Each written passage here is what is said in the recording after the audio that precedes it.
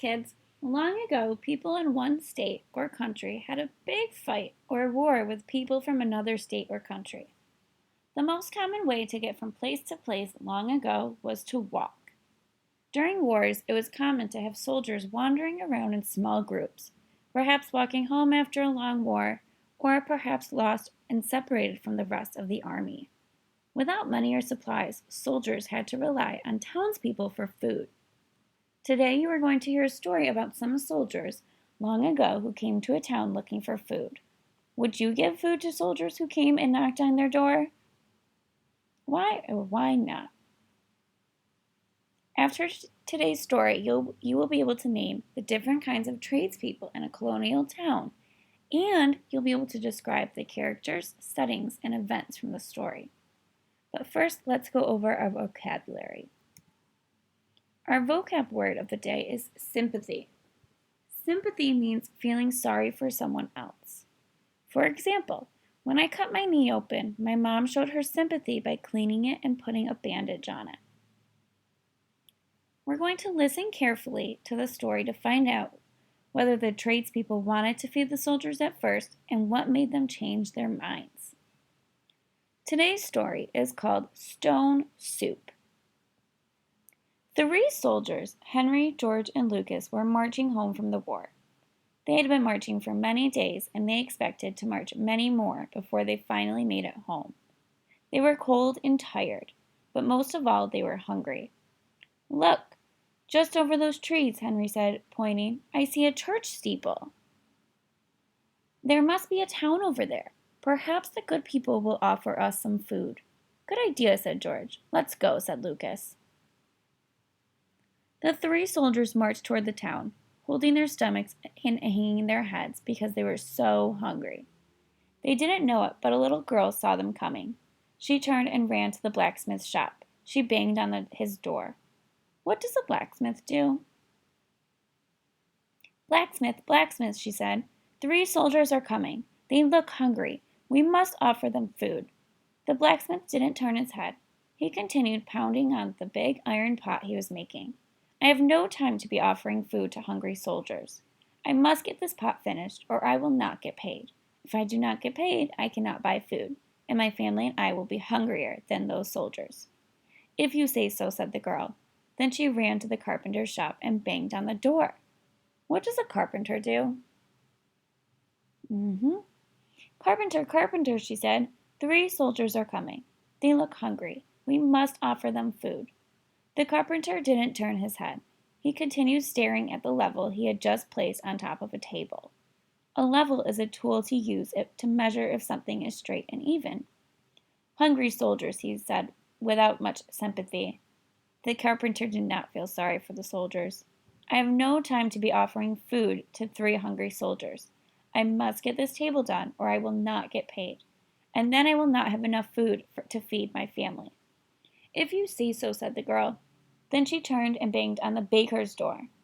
"What does a baker do?" "Baker, baker," she said. "Three soldiers are coming.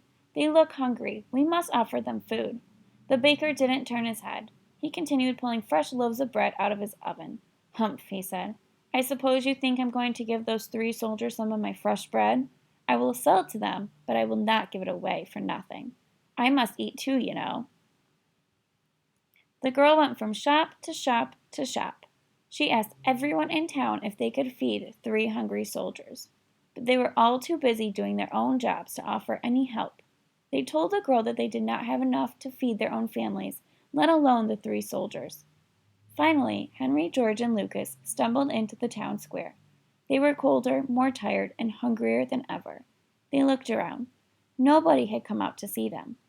"Hello," said the girl who had been watching the soldiers from across the town square. The three soldiers turned. "Aha," said Lucas. "Are you the welcoming committee?" Lucas is making a joke because a committee is a group of people and the girl is all alone. The soldiers hoped more than one person would come out to help them. "I am sorry," said the girl. Everyone in town is very busy right now with their own work. They cannot feed you." "Well then," said Lucas, "we shall have to feed ourselves." He reached down to the ground, picked up a large stone near his feet. "We shall make some stone soup. We make it all the time where I come from." Stone soup? Asked the girl. But you can't make soup from nothing but stones. Of course you can, said Lucas. Stone soup is the best soup in the world, and the best part is that all we need to make it are 3 large stones and a large pot of water. What would happen if they put stones in a pot of hot water? Would it make soup? What would it taste like? Here's a stone, said George, and here's another, said Henry. Perfect, said Lucas. Then if we could just find a large iron pot, we can make the soup ourselves, and we wouldn't bother anyone. I know where we can get a pot, said the girl. She ran to the blacksmith's shop, but she didn't even have to knock. The blacksmith had been listening through his door. I am curious about this stone soup, he said. I'll lend you a pot. He and the girl carried it out to the town square. Excellent, said Lucas. Now, we just need to fill this pot with water, and we'll start our stone soup cooking. We won't have to bother anyone else. Several people popped out of their houses and shops carrying buckets of water. They dumped the water into the pot. The carpenter popped out of his shop. Do you need some firewood? He asked. He carried an armload of wood to the square and began building a fire. How did the carpenter help the soldiers? George, Henry, and the girl each dropped a stone into the pot. Everyone stood watching Lucas stir the soup. Said Lucas. It already smells so delicious, and we really don't need anything else, but...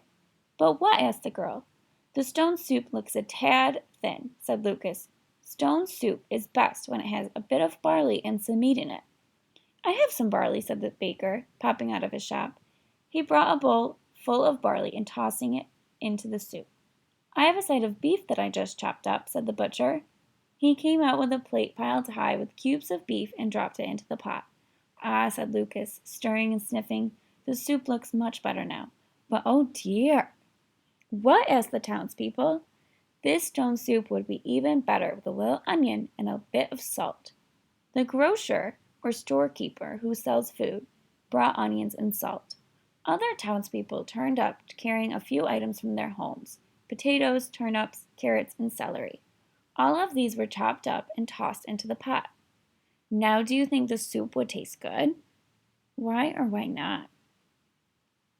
Excellent, said Lucas. He stirred, sniffed, and then took a little taste. He stood up straight.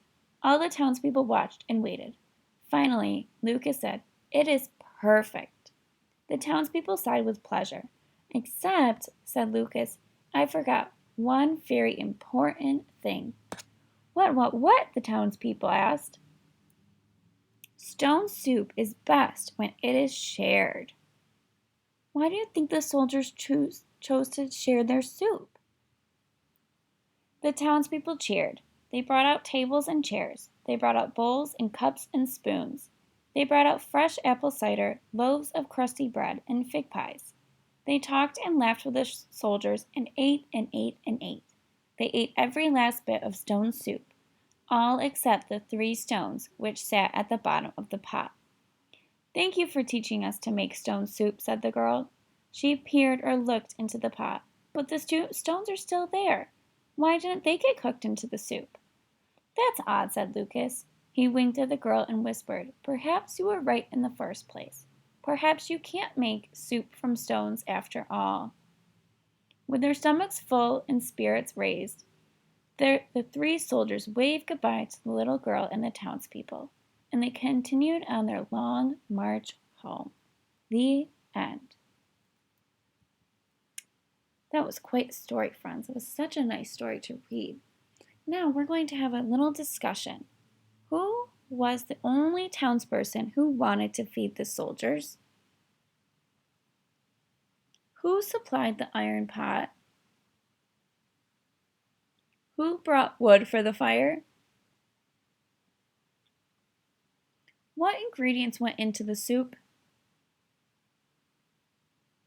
Why did the townspeople start bringing food to the soldiers when they said they wouldn't before? Have these discussions with your family.